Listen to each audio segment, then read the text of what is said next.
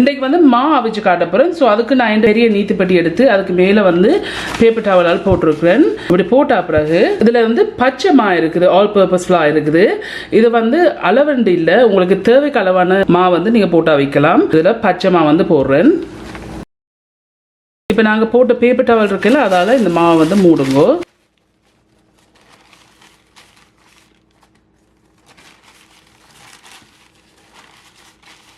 இந்த இருக்கு இப்படி மூடினா பிறகு இந்த கவரால் வந்து மூடி விடுறேன். இப்போ நாங்கள் அவிச்செடுப்போம். இந்த மாவை அவிக்கிறதுக்கு இதில் நான் பானையில் தண்ணி வச்சு தண்ணி நல்லா கொதிச்சுட்டு நல்லா கொதிச்சா பிறகு இந்த நீத்துப்பட்டி இதுக்கு வச்சுட்டு இந்த இருக்கு இந்த நீத்துப்பட்டியை தூக்கி வச்சிருக்கேன். இப்போ வச்சுட்டு டைமரை கொண்டு வந்து சரியாக 45 நிமிஷம் வைக்க போகிறேன். சரியாக 45 நிமிஷம் இதை வந்து நாங்கள் அவிச்செடுப்போம். ஸோ இந்த இருக்கு ஃப்ரெண்ட்ஸ், சரியாக நான் 45 நிமிஷம் வச்சிருக்கிறேன் இந்த மாவை அவிக்கிறதுக்கு. இப்போ சரியாக 45 நிமிஷம் ஆயிட்டு இப்போ நான் வந்து அடுப்பை வந்து நிப்பாட்டிட்டேன்.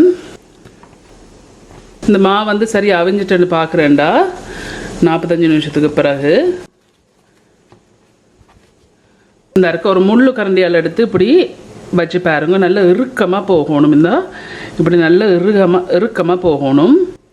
இந்த எப்படி இருந்ததுன்னு சொன்னால் இந்த மா வந்து நல்லா அவிஞ்சிட்டுது. சரியாக 45 நிமிஷம் நல்லா தண்ணி கொதிச்ச அப்புறம் வச்சிங்கன்னு சொன்னால் சரியாக பர்ஃபெக்டாக அவிஞ்சு வரும் இந்த மா. இப்போ அதை நாங்கள் இறக்கி விடுவோம். இதில் ஒரு பிரம்பான பவுல் எடுத்து வச்சுருக்கேன்னு வச்சுக்கொண்டு நாங்கள் அவிச்சு வச்ச மாவை இந்த பிரம்பான பவுலுக்கு போடுவோம்.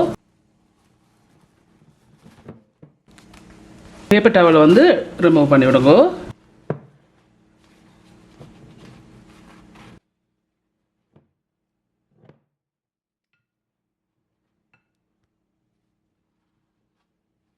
சூட்டோடைய அப்படி உளுத்தி விட்டீங்கன்னு தான் ஈஸியாக இருக்கும், இல்லாட்டி கல்லாயிரும்.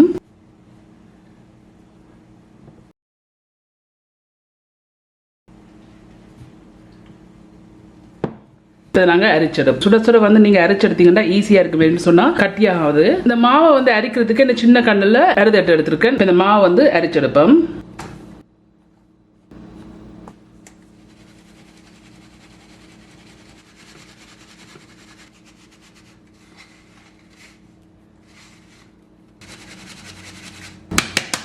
முடிஞ்ச அளவுக்கு சூட்டோடையே அரைச்சி விடுங்க.